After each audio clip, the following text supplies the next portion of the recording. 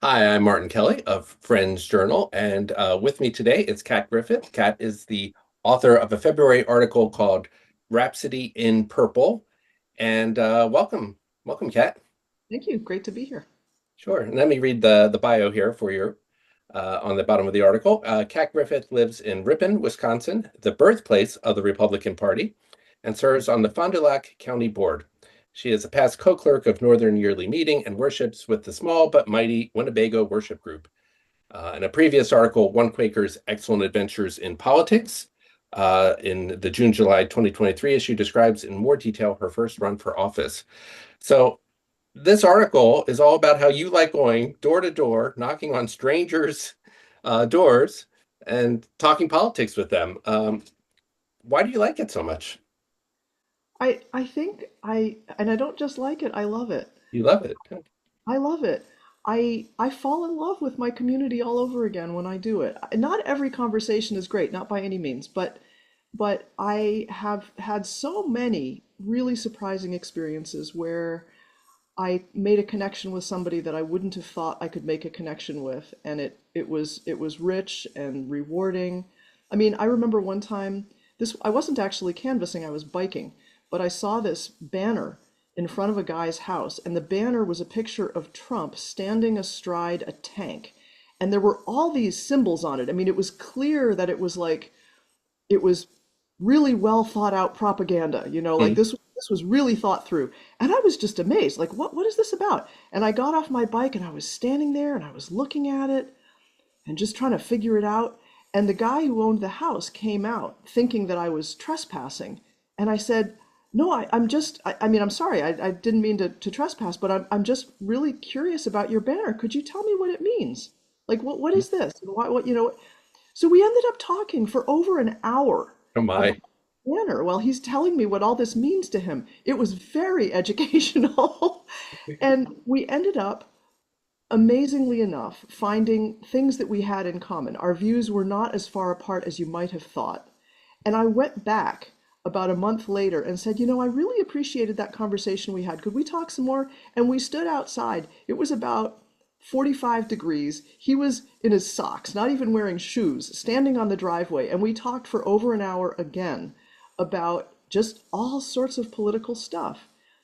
In some ways, he was a rabid, whatever. I mean, he had a big gun collection, and at the same time, we could find things that we agreed about. We weren't as far apart as you would think. And that's not because I'm conservative. I mean, I'm not, but it was very rewarding. And I wrote him letters, a couple times I would send him a letter and say, hey, this is what I'm thinking about. What are you thinking? He never replied, but I don't think it was a bad thing. Yeah, I mean, I think some of us would be like seeing that banner and like tiptoeing behind to get away or to ride our bike a little bit faster. But you're saying that there's opportunities even in sort of this dramatic posturing of a banner, and Mhm. that we shouldn't be afraid to approach people. That maybe, I guess maybe if you put up a banner, you're actually asking for commentary, or you're saying you have strong views and want to talk about them. There was a guy who put up a banner. It was, I don't know, it was one of the many Trump banners that were available this last year. He had a long property bordering a road that I bike on a lot, and a fence, a long fence around it. And so he put up a banner, and there was an editorial in the newspaper that was offended by this banner. The banner had some nasty language on it. Mhm. And he was so, how shall I put it, stirred up by this editorial that he responded by putting up 18 more of them. And it was just like you'd go down this corridor of banners screaming, stuff at you, pro-Trump stuff. But I always sort of thought, I just really want to talk to this guy. If I see him out there, I'm going to pull in on my bike and say, hey, I'm actually your county board supervisor, and I'd be curious what's on your mind. What are you thinking about? Mhm. Just hear him out, hear what he has to say. Because so often what I find is that people are they put up banners because, yeah, they've got something they want to express.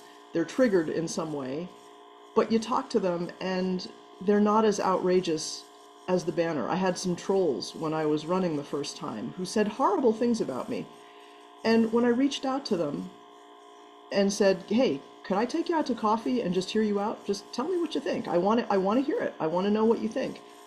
They calmed down so fast. It was amazing. There were two in particular that just completely stopped trolling me after I reached out to them. And one of them actually wrote me an email message, which I still treasure, saying, you know, that was really classy that you reached out to me like that. And I've changed my mind about you.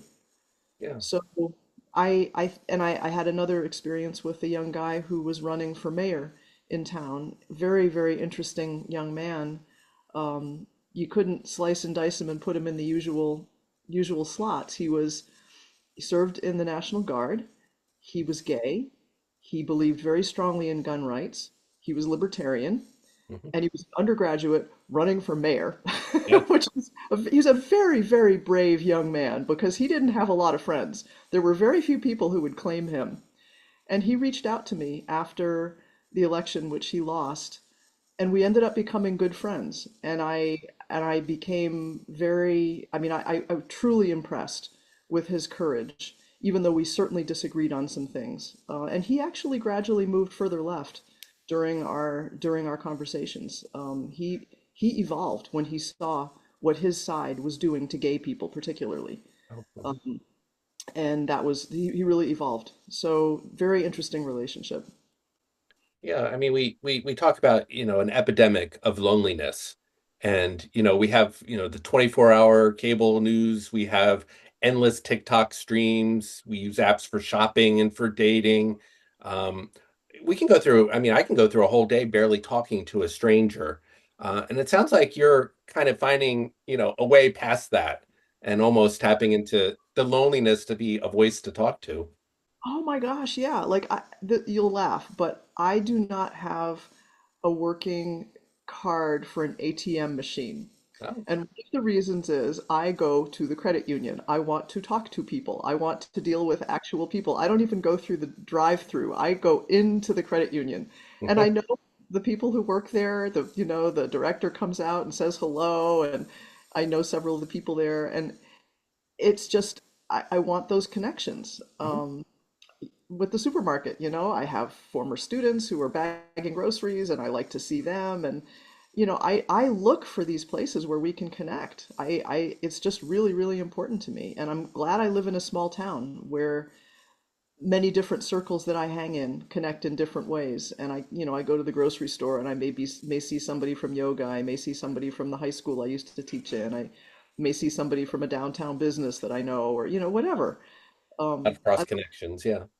Yeah, I really want that and need that. And the pandemic was, oh, that was horrible for me. But basically, what I did was sort of extrude committees for 3 years. I mean, I just created all these things, all these excuses to get together with people online.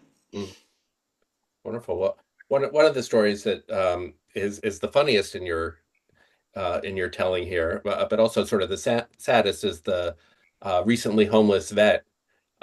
So maybe you could share it. I mean, what really sort of broke my heart was that you were the first person to ring his doorbell and the first person to come into his house.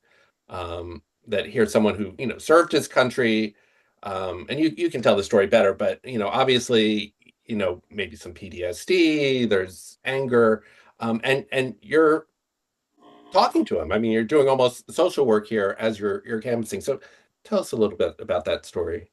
Can I say what he said? You can say what he said. Yes, we won't leave it out here. Okay. So yeah, I was canvassing in a neighborhood that's actually not in Ripon. Usually I'm canvassing here, but I was actually in another town, and there was a relatively recent housing development that had a number of people who were on limited incomes. And so I was going house to house there. It was very, very rich territory for me. I mean, really good connections that I made with several people. And this one house was this guy who came to the door just vibrating rage. It's like, whoa, you could just feel it coming off him. And I said, well, I'm out canvassing for Janet, somebody or other. And he said, they're all a bunch of dickheads. I said, well, yeah, so we got to counteract the dickheads. And he just looked at me like that was a revelation. And he was like, yeah, counteract the dickheads. And so we ended up having this whole conversation where I was trying to like channel some of this rage and angst, and uh, he was well, it was exciting. It was invigorating, and gradually he sort of realized that actually there were some things he could do. And this candidate that I was campaigning for actually had Veterans Affairs as her number one issue, which was just very lucky. Yeah. And so we were able to talk about that and talk about the ways that veterans had been failed and the ways that we were trying to make it better and that kind of thing. And it was a really good conversation. And every so often he would just have to say it again. Yeah, counteract the dickheads. And it just kind of became this refrain, and it got kind of funny. And it was kind of like, Obama's moment where there was that woman who said, fired up, ready to go. So that line is kind of mine whenever I'm feeling kind of, a little weak and frail and maybe not energetic enough. I'll just think about that guy and That's just your fist pep talk now. my pep talk. Um, and it doesn't make me angry at the people that he was angry at. It just makes me feel this sense of energy and, like positive mission here. So yeah, it was, but it was very touching. I will never forget, when he said as I was leaving, that it meant so much to him that I had rung his doorbell and come in. Like people were not willing to take that risk. People Yeah. were not bothering to reach out, and he was desperately lonely and didn't know how to break out of it. Uh, and I just feel like our society needs this. We need to reach out to each other for that human connection. I get invited into a lot of houses, particularly a lot of older people who are really, really lonely, Mhm. and have somebody come to their door and be willing to talk with them. They're happy to see me. Yeah, And you I mentioned love going. the woman who talked to you about every election she had voted in since Eisenhower, was it? Hmm. That's a lot of Hmm. elections. Yeah, yeah, yeah. And there's a lot of people who, there was an old guy who lived up the street from us who I canvassed a number of times. He was German.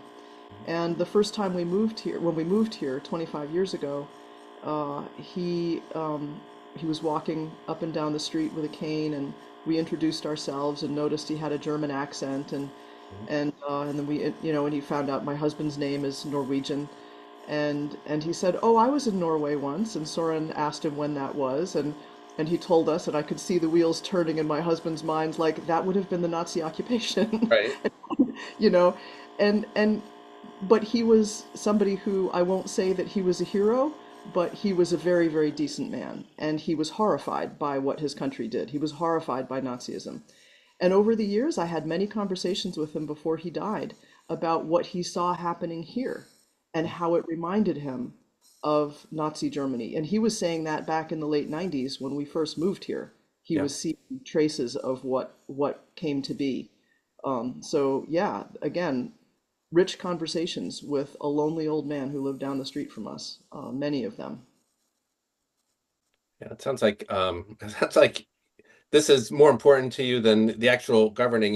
You said something in your previous article. I'm trying to see if I kept it here, but that uh, a platform for running for office is almost like a fantasy wish list of things that you don't actually get to do much of that when you're in office.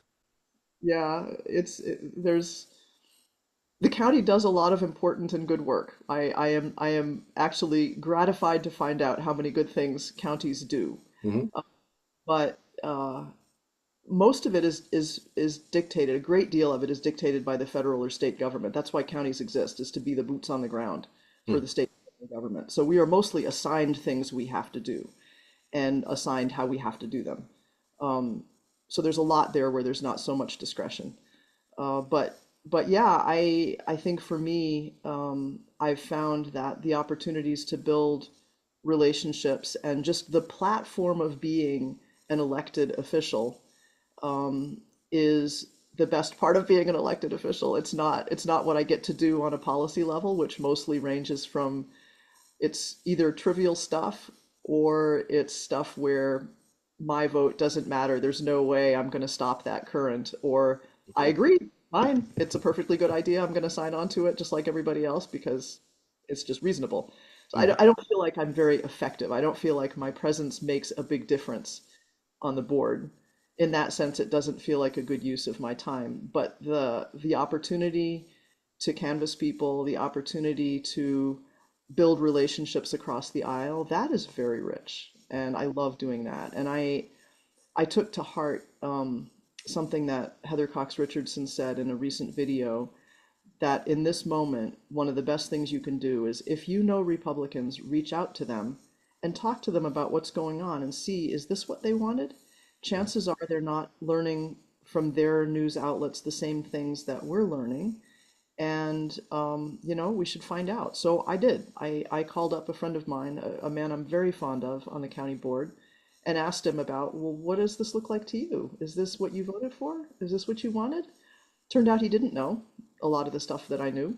And so I figure one of two things will happen, or maybe both will happen. One is that he may learn some things that he didn't know about, and the other is that I may learn some things that I didn't know about, or at the very least, I'll learn why a lot of our messaging is ineffective and what might make it more effective, when I understand him better. So, Right. Well, there's a lot of sort of things happening, but also noise happening right now. So it's a little hard. And I think it's hard for everyone to focus. So maybe that sort of helps you, helps him focus, the person you reached out to, but also you focus like what's actually happening. Um, mhm. that does sound very useful. So, what advice would you give to friends who are bicycling past the obnoxious banners or running into people? What should we be doing? How should we start a journey to becoming the Cat Griffiths of our counties? Well, I think everybody needs to be themselves in their counties, but Sure. I think one thing I would say is, cultivate your own curiosity about people. If you go into an interaction curious rather than outraged, that's a much better starting point. And I find that if I start off genuinely curious, like, wow, what does this mean to you? Tell me about this. It's disarming. They're much more likely to open up. And once they start disarming, you will learn things that you didn't know, and they will be more willing to admit things that they didn't really want to admit. They're more likely to admit the weaknesses of their side if you're not on the attack. The other thing I would say is get rid of your own banners. Like if you there's a lot of signs like the "we believe in science" and da da da da. There's this whole list of things. Right. It's kind of like the Trump on a tank banner. I mean, that's how it's experienced by the other side, right? It's a statement of like, these are all the non-negotiables. And you may hold those non-negotiables really close to your heart. They may really matter to you. And I agree with everything on those posters. Mhm. But it's not a way to start a conversation. My goodness. It's a way to draw a line in the sand. And that's not what I'm trying to do. I'm trying to start a conversation. Mhm. I'm not trying to say, my side, plant a flag, this is Mhm. me, this is mine. That's no, I don't think that's what we need right now. I think there's places to absolutely stand up and be counted. Yes, we need to do that. We need to be bold. But first, we need, or in addition to that, we need to be willing to listen. We need to enter into relationships with curiosity and see what they have to say and find that we're not as far apart as we thought they were, as we thought we were. And even if we are really far apart, Yeah. we can still like each other across those distances. I genuinely love several people whose beliefs still leave me shaking my head, and yet I know that they're not evil. I know that they didn't come by their views easily necessarily. They may have been hard won, and they're willing to sacrifice them just as I'm willing to sacrifice for mine. And we love our kids. We love our town. I mean, we share those things. Right. Well, that's heartwarming and inspiring, and I'm glad you're sharing it. I'm going to make a point to be braver in my conversations with people, and I have friends across the spectrum too, so that I know through various different circles. So plenty of opportunities, and I think many of us have plenty of opportunities Well, to I think if you experience. don't, right there, that's the place to start. Like, I'm amazed the number of people who actually don't know any Republicans, or Mhm. they've never had a conversation with one Yeah. about politics. And I think that's the place to start, is to cultivate a relationship. And I did this many years ago. I wrote another article about it then called Conversations from the Heartland, where my homeschooling friends and I got together for a series of conversations over about a year about the things that divided us. And that was a life-changing experience. It really was. I'll never forget it. Um, and I think, one of the most important things that came out of it was the realization that, and they realized this too, that the other side wasn't morally sloppy. It wasn't that the other side didn't care. Mhm. Different things moved us, different things persuaded us, but we all cared. And that right there was a reason to not hate each other. That right there was a reason that we could stay in relationship. Wonderful. Well, thank you so much for sharing this with us. And in a couple of years, share how it's going again. I'm sure people would like to know, how we're all dealing with these, the next 4 years, and communicating and learning from each other and staying curious. So thank you for this good reminder to do that. Great to be here. Thank you so much.